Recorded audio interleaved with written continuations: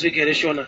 Hapana pachinofamba kusa kuti sha takaiswa muno kuti musapinda sha. Chakaiswa kudzinga. Bata achidzinge asi dzinodzingika. Ukapanzwa hapana paridzika munhu.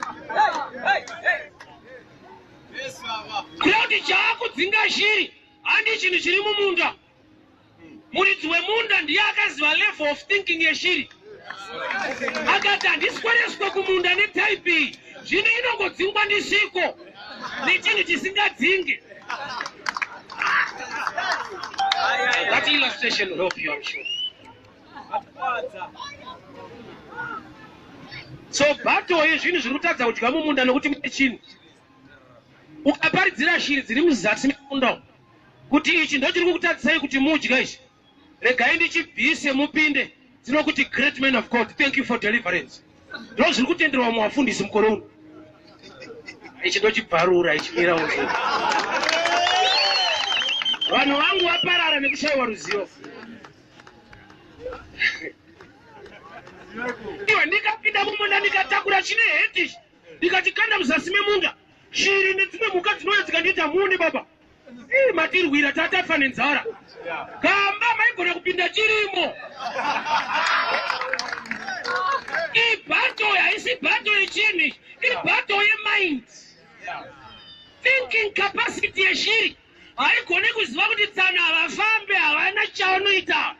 So kana munhu asati ane knowledge concerning basa rakaitwa pamuchinjikwa unodzingwa nezvisingadzingi. And anozokudzingira achakuchacha. Unenge wabatsirwa. Ichi ndo chibvarura.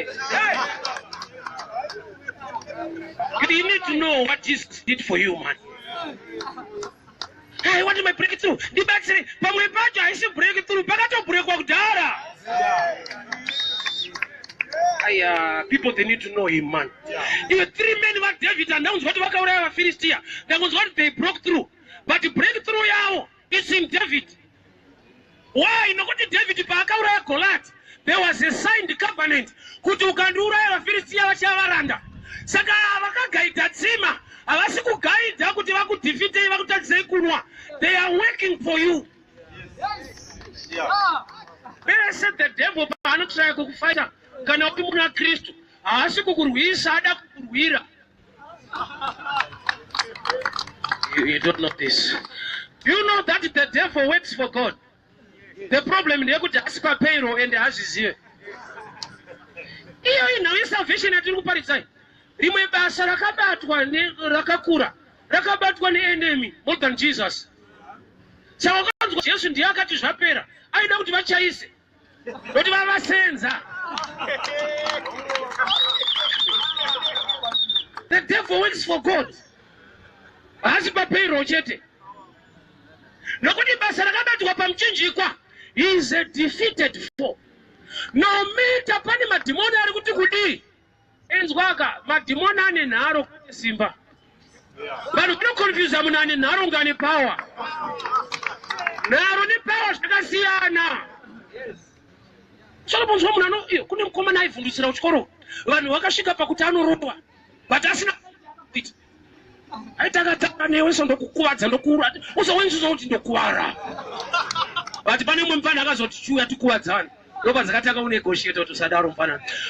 Do you know what there are times? Vanhu vanokonfyuza nharo nepower. Devil is powerless, but ane nharo. Iwe unomunzwa dhimoni chiti handiende ndezvakwe. Zvinopera sei? Rinoenda. Vakatrainwa kuti mukaita nharo mapasta hadi zvenharo anokusiya. But kwakudiwa vane boldness understanding yekuti the devil is powerless but ane nharo. Iwe zvauri kurwa nazvo zvine nharo kwete simba, ane simba ndiJesu.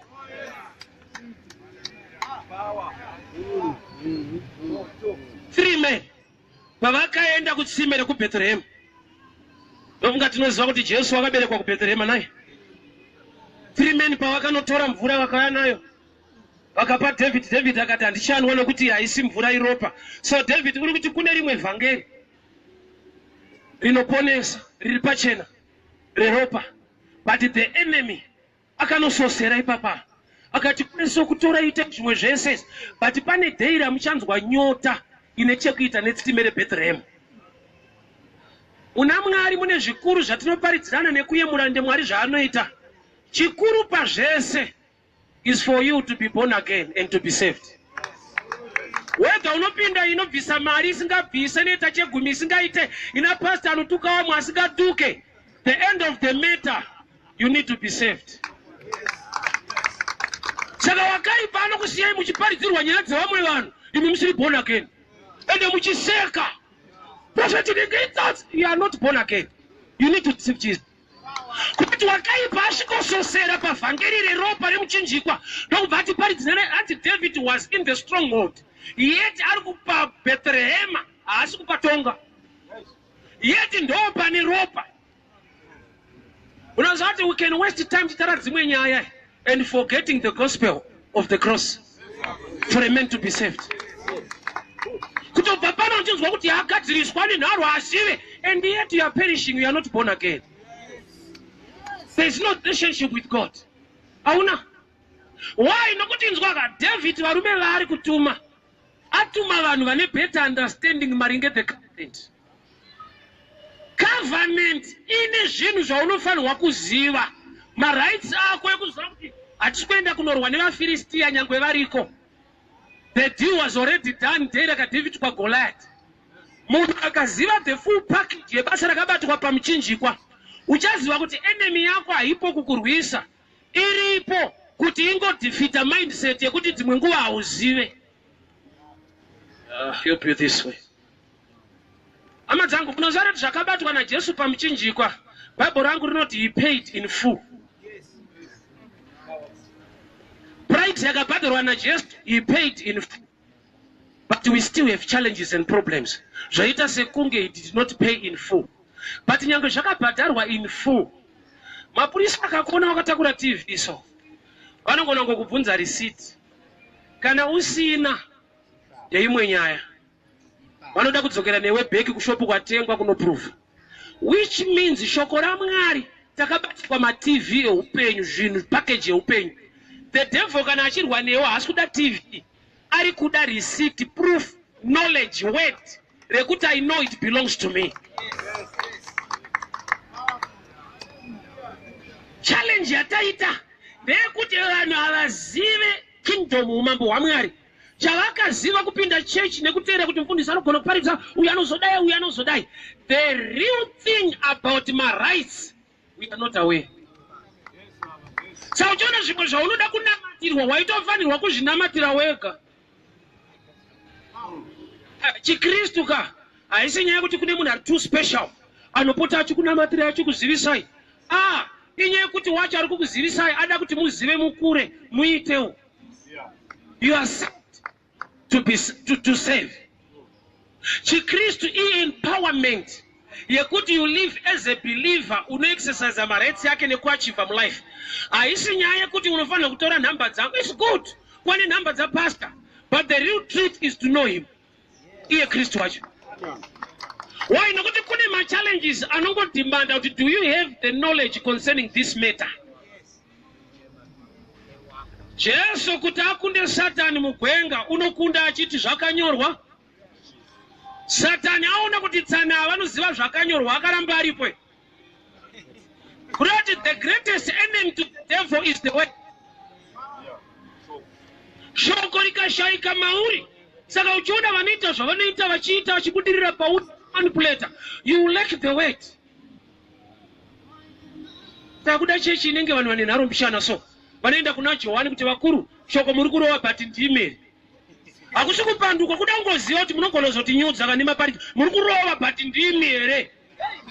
Ende takuda vafundisi vanenge Johani vanobvuma kuti kurova hangu but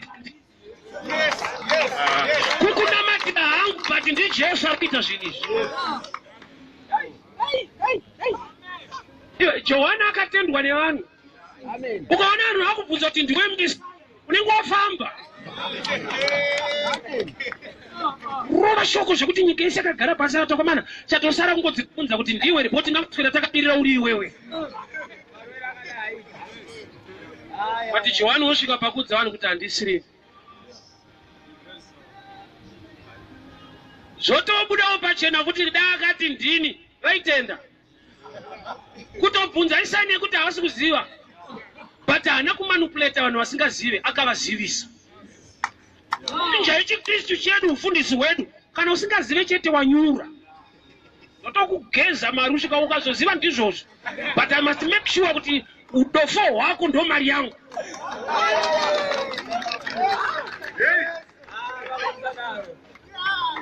It takes me to the brothers of Joseph. Chakavapa kutakura mari vachinotenga chibage haisi kuti vane mari stereki havasi kuziva kuti anacho ndiani. Advantage yemunhu wacho anacho ndiye akaziva kuti ava ndaanani.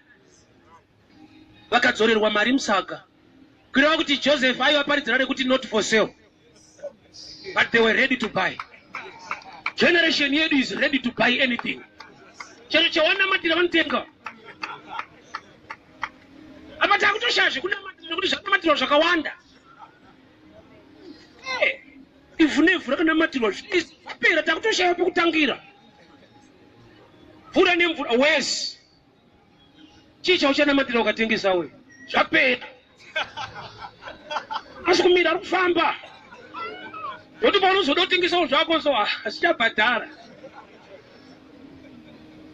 Joseph knew these are my brothers. Chakamupa kudzorera mari hazvireva kuti haadi mari saka ona kune vamwe aitora anoida but blood ropa riri mari ndo the price tag to the brothers. Ropa raJesu rine zvarakabhadhara zvekuti ukasaziziva unobhadhara futi nekuti vafundisa generation yedu ana Joseph washoma yauya ndodzora unishuwe mukomanda kai aizve kana Joseph aidzora mara kuti namatiro nyasha idzodzo todzidawo wasi kudzora kashoma vanhu hati chokwada. So the revelation behind kudzorerwa mari kwakomana hazvida kuti Joseph haadi mari haasi kutora advantage yegift yake. He is gifted, he is supposed to benefit but he respects the blood. Chese chakabhadhara neropa raJesu hachifaniri kuitwa profit neni. I'm not Jesus, I'm a preacher.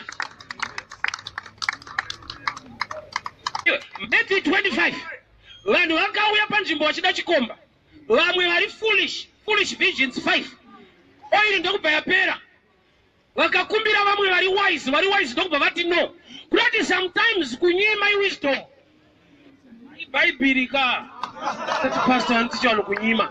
Matthew 25 kune vakanyima vanhu bhaibheri rikaramba richivati vari wise. Apa unozogadzira imwe generation isina kunaka vanonyimana mukatu anoudza kuti zviri pana tikuenda kunyimira pa 25 yamateo mushaye mavhesi ka ndokunyimira muna mateo. I will explain deeper. Sei vakaramba vari wise. So varambirwa zvanzi vakaenda kunotenga mafuta somewhere pane kwavakamirira chikomba kuno ndokubva mafuta apera vakarambirwa nevamwe ndokubva vaziva futi kunotengeswa mafuta nemunhu asina kumirira chikomba ichocho. Unoziva kuti zvemafuta zvinogona ari abhizinesi zvisina mwari wacho mukati nekuti kuna aitotengesa mafuta asinei nechikombo zvekuti zvanzi vakatobva ipapo vakaenda kuraini kunotenga mafuta kunoti kuna tsano ndoziva kuti mafuta aane mari chechi iye haende kuchechi kwacho but anotengesera kuchechiko. So pavakabva pavakanotenga mafuta vadzoka mafuta avatenga chikomba ndopa chakati aiwa hatiziwane inda kuda mari etedzo chikomba chinoti ashuwa mune shungu neni vatozobudisa mari inotenga mafuta chikomba chikati aiwa ikoko hatiziwane iwo mafuta vatenga ende mukadzokera kuna akutengesera no refund nokuti haitoo zvechikomba chedu basa kawa fundraising haisi faith raising. Vakaramba vari foolish mafuta vawana ko ishe munorambirei vanhu vaende kunotsvaga mafuta vakadzoka. Truly they are foolish nokuti hazvidi mwenje wako kana umumwe wakabaka kuti ugone kuona chikomba rako rikadzima. Learn to share and appreciate others nokuti light remumwe kana rako rakadzima rinongoita kuti muone zvakafanana. Truly these were foolish. Vakuru kana pane vanhu 10 5 maramba akadzima vamwe 5 havananiti yekubva ipapo nokuti light riripo ndiroro. I'll go deeper this way. And Jesu wati chikomba chavari kuda rimwe zita anonzi I am the light of. Rati munotsvaga chekuti muve nelight makamirira light. So mabviswa palight nekusaziva light.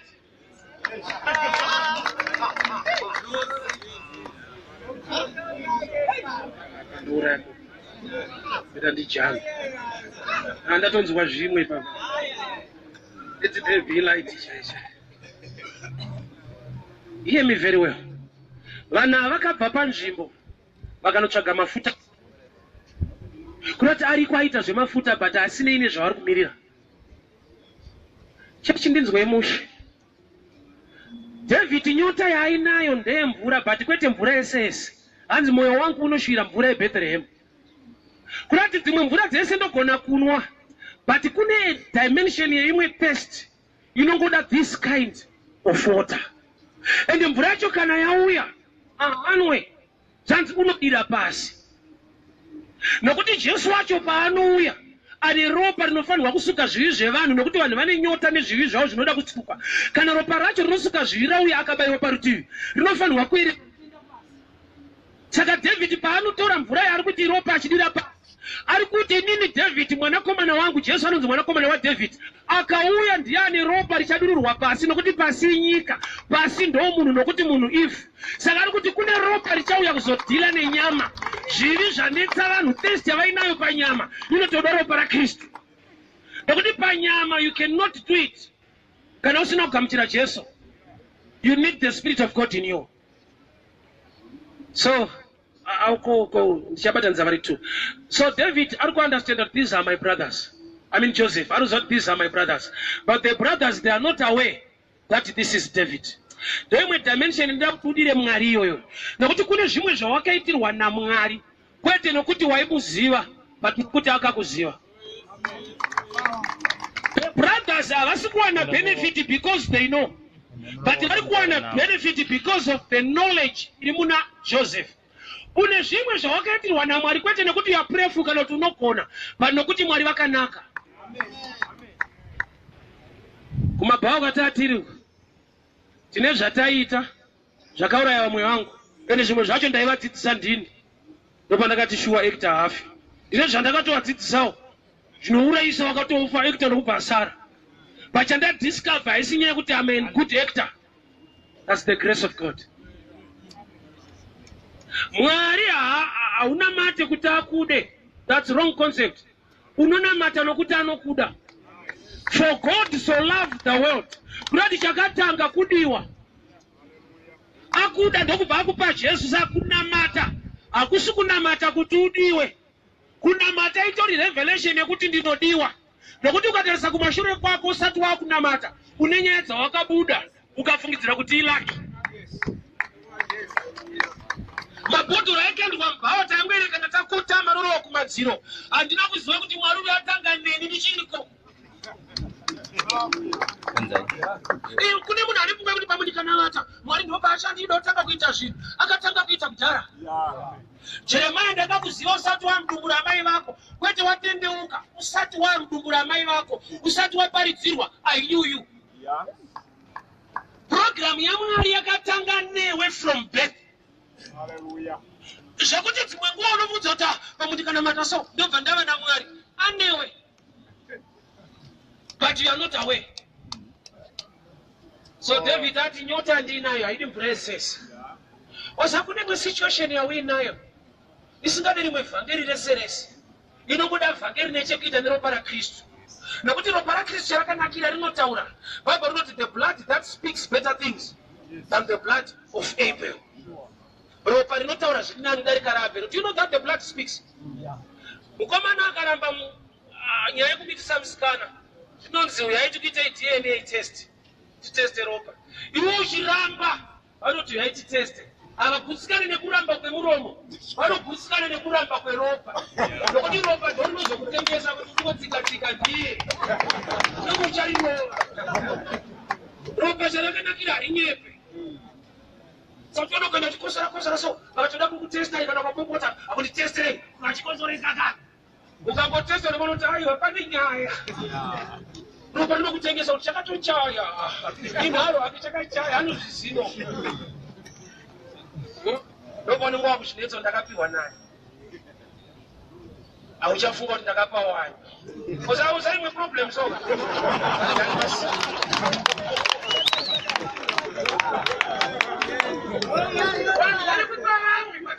ndakapiwa naye but uri paprogram yekupaoka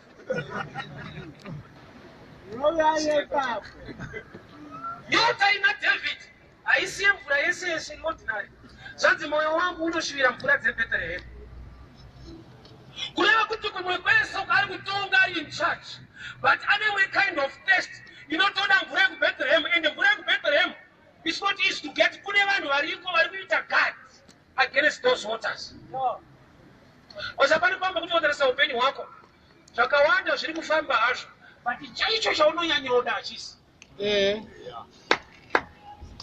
chinokosha chacho chaunonyanyoda ndochisiri kuita but zvimwe zvese izvi aiwa hauna kana problem enemy yakanogara panongona penyaya ropa rinotaura mvura inotaura kuti blood ndoyaakagara kureva kuti dzimwe mvura dzese dzaainwa idzi hadzitaure ropa but yekuBethlehem paakaipiwa akati handimwe nekuti iropa which means kune vhangeri nekuti wakaipa anogona kukurega uchiri benefita uchinakirwa achiziva kuti aziva kugara ndakavhara peropa ropa rinotaura relationship vazhinji havana ukama naMwari pazvavo zviri kufamba vachinamatirwa kuAfrica ukatanga chechi yekunamatira vanhu inozara dhani inonamata vanhu chechi inoenda vanhu kunonamata izare inoenda vanhu kunonamatirwa yakakurisa inofara kumukuru akazopinda isi chechi akavachibata zvishoma chechi inzvimbo inoenda vanhu kunonamata Mwari inoenda vanhu kunonamatirwa haisi chechi nokuti chechi must have people vane relationship naMwari wacho. Do you know that you can benefit usina relationship? That's the dimension of the mercy of God. Nokuti mukadzi ane issue of blood akabata mukopera akapora Jesu akabvunza kuti ndani andibata saka ishe mune game yekuponesa vanhu vamusingazive Jesu anobvunza munhu ambata kuti ndani andibata ende munhu wacho atone results. So sometimes results haisi guarantee ye relationship. Saka uchiona unogona kutora nevana usiri pamurume ende vanhu vanororana kuti vave nevana but unawa una kuroorwa kuna kuti unogona kutowana results ukangozoka gemu kacho chete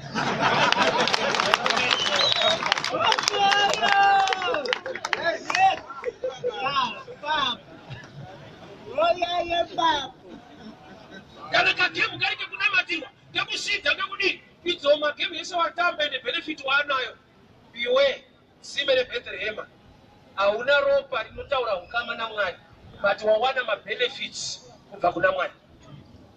Do you know sometimes by God's grace even on the wrong side you can still benefit. Amen. God is so merciful.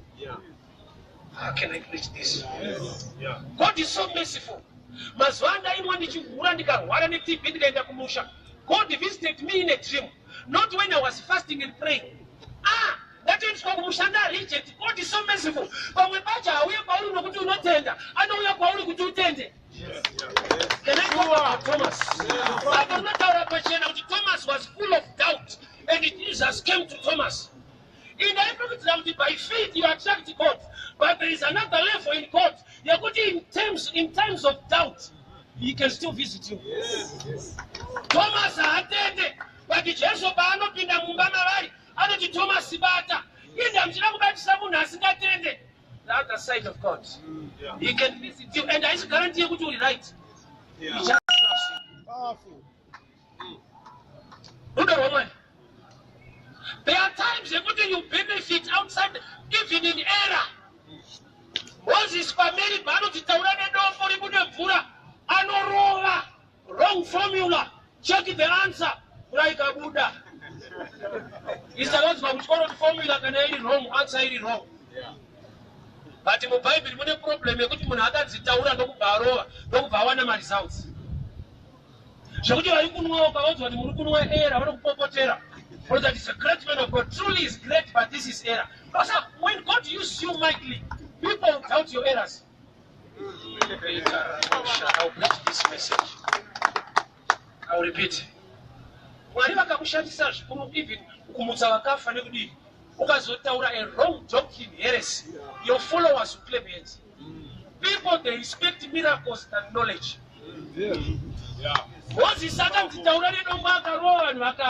Imagine kuza vanhu vari kumwa kuti imistake. Uri kuti chitakuta, ida uri jealous.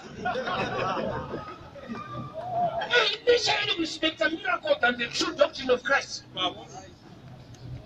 Somebody can be gifted in miracles, but that's not a gift to teach. Those are dangerous folks. Now, whenever we shall come at dimensions, machine, miracles, you can abuse people and they'll still be faithful to you. Why? In the name of Jesus,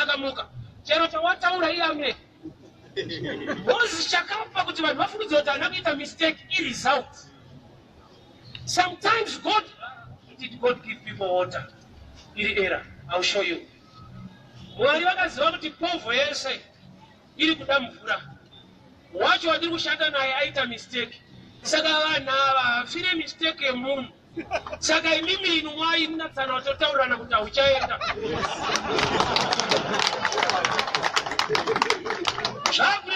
Time Yakawana break it through. Roses no Bakawana break down. That is him put him to Namatra. But we can look Namatira Shita, no better Kundikan. Yeah, attack some Moses cross up than a man. America. Whatever I did, I put it Taura or Rova, Auchaida. Yet even one kid. There are times they put in the square that you who I come here, I preach a great message, not in your life. Israel just later to food that I'm a great man of God. Yet I'm on the wrong side, but God is merciful to you. That's the other side. Yet danger per gift. Samson akara kumbakwe hure kwete all night.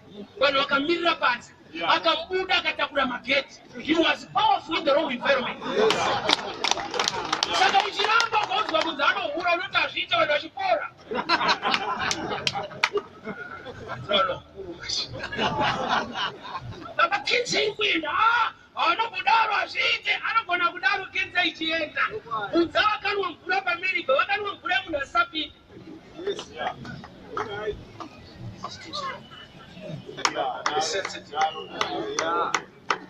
not mentioning names, I'm preaching Christ. And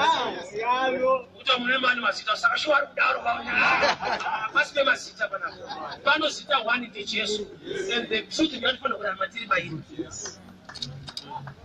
I can stand here and say fornication and preach and people can be saved. Mistake. Why? God is merciful to people. Je kutanduziwa kuti vana angafire kuti tsano vanohura, but tsano vanohura ndo vachafira nyaya yavo. Vana ngava ni chavanoda kubva kuna Mwari. Sasa tinofundisa kuti kunamatirwa. Nokuti ukaona muchiparidza so, unofunga kuti ndokunamata. Chipo kunamata ndo zvandoita, kwete zvandotaura. Kuparidza akusi kunamata. Hauna kuzwere Jesu achiti ndichakutendai kwamaitira mabasa enyu. Zanani vainzaro. Varutoti taidzinga madhimoni misitareni. Kwete taitraya, taitodzinga. But vaidzinga vakazodzingwawo, ndoba inobowa macho. Wonzwa nekwadzinga uzodzingwawo, vakafanana saka. Kungodzingana-dzingana, unitenge kudzingwa.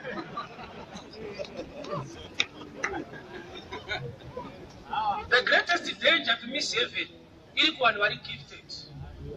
Like preachers, prophets, those were gifts. But the gifts of God are without repentance. Waraka kupa atokupa. A gift. But kunamata is a gift. Gift chinja wakapiwa whether waina mata house. So tuna kuna muna harukupa kuti kutompa maika anopariza. The gift is in him. Jonah muribeu. Ani naro na Mwari. Akanopariza kuni niva kutarese likatendeuka. But the kids wa iya penza kutendeuka kuta. Peter. Ani hasha na Mwari. Popota. That is what those now. Jonah was so bitter. Yet he preached a great message to people. Beware. gift nekunamata zvakasiyana muchinamatira wavafundisi aisatirati mwanorova munhu wamwari made of God. Relationship chinhu chiri hidden. Haugona kubvunza Mwari kuti pasa vari sei. Kana vanongorova zvakadaro yondozoshama vakudzendai kwamaitira mabasa enyu neti mabasa avataura ndaJesu. Can I continue on this statement? Jesu paanotendai kwamaitira mabasa enyu uri kunzwa kuti ati enyu but ivo vati kudini taidzinga madhimoni muzita renyu. Vabudawo pachena kuti chataita kuti tidzinge renyu saka isu taakuenda kwataita edu. Kurati ipapa Mwari ari kuita rake inde rangu randoita kwari ndinogona kutopotsera denga rangu ini ndichiita rake.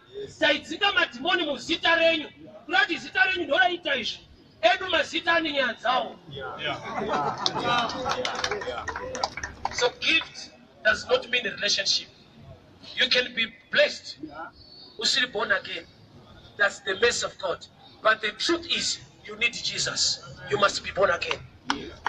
Mvura dzese munogona kunwa, but il come a time yekuti mvura yepa Bethlehem ndoine nyaya nokuti haisi mvura iri ordinary. It's the blood. Ropa rinoreva relationship. Zvimwe zvese ngatiitirane ipachechi, but do you worship God in spirit and truth? Kana kuti wakauya kuzonamatirwa, wakauya kuzotsvaga oil nemastika. It's high time you must get the revelation of the blood. David ati nyota ndina yaisi mvura iri ordinary. Varume ngatisvike pakunzwa nzara yeukama naMwari kunofanira kunamata achindinzwa. Tofanira kuwirana sababu wangu nekuti haisati zwane panipasa kunamata. There must come a time yekuti une nzara nenyota yekuzivana naMwari. Kwete kuzivana nabishop naMwari. Relationship is the key. Jesu anakuya kuzotipa religion, ndokuya kuzotipa Christianity, which is a relationship. Men with God. Not a man with pastor, men with God. You need God. Shaya akoma gift mawe. Usa shaye the gift of the gift in you. Ilani ukama na Mwari wacho. Nyota ya wina ndiye breakthrough kasa kwako. Breakthrough mu marriage yako. The greatest breakthrough. It's him and him God must break through you. Then have a relationship with you. Don't know where to son mother to the Kuma. Janga society puts one away papa. Attacks of paper. In type and together, Chiwa. Better with watch. Put a good budget on sanitary Savannah. But tea time was one of them.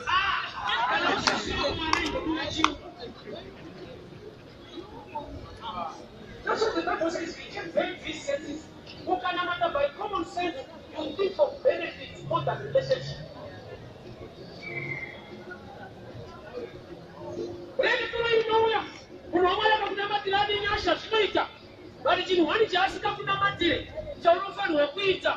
To receive Jesus, there's no difference.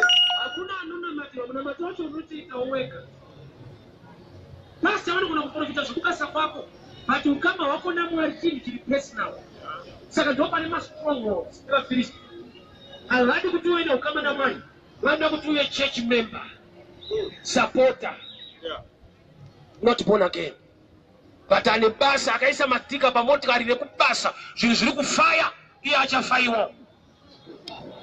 There must come a time. Yakuti nzare menyo tewe nayo is to have a relationship with Jesus. Wakura hakuna chino poa. Chakuti you gain everything and you lose heaven.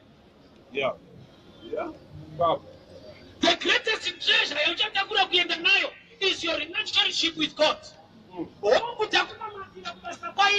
But if only bachine basa, you must be born again.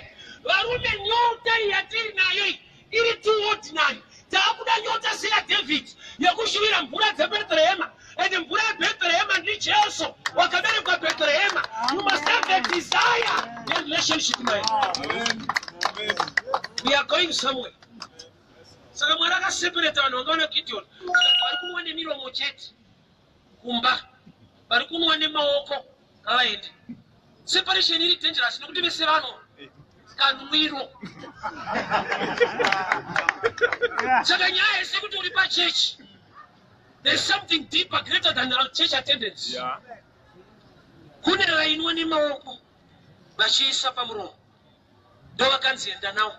ava vari kungonwa chete nemiromo ngavadzokere. In other words, Mwari vari kutoseparate vanhu kubva pana Gideon. Gideon asati afesa enemy, which means the greatest enemy is lack of revelation within your camp. Vamuri kutya vaMidhiani haisi nyaya. Imwe pambi yawina inodzoka kumba. Ndoinototyisa. Mwari akasvika pakutya vaIsraeri kwete vaMidhiani. Zvekuti asati adhila nemaMidhiani aidhila nevaIsraeri kuti vanhu avaseparate. Kune vachanwa nemiromo chete. Nokuti vhangeri redu haasi mashoko bedzi, asi kunzwa mashoko uye nekuita. Saka Mwari vari kuti munhu anonzwa shoko raMwari uye nekuita zvarinotaura is the right person wandingapinda naye mudestiny. Ndo panoswera uchiita zvako zvembanje mastika ari ndandanda mumba. Chechi kwacho haurove uri great partner. I chose to help you today. Itaonyota seya David. Ichokwadi business lafamba, but upenyu hwako uri kufamba uchienda somewhere. Are you going to make it without Jesus? Amen. So my time is gone. Can we raise our hands? Father, we thank you for your word. We thank you for your grace. And we thank you for your favor. Mazvita nekutara kuupenyu hwedu. Mazvita nekutara kuupenyu hwedu. Mazvita nekutishumira Mwari. We are your people. Tipewo nyota yeukama.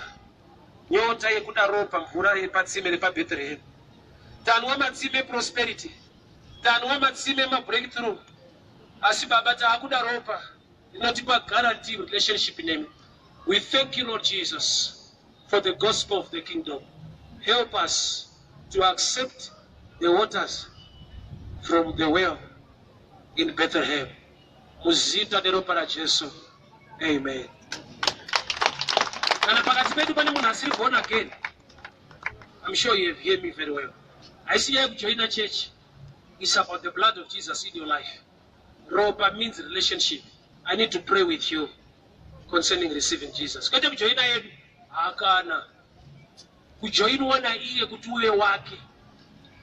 It's good to give if it pleases you to honor God.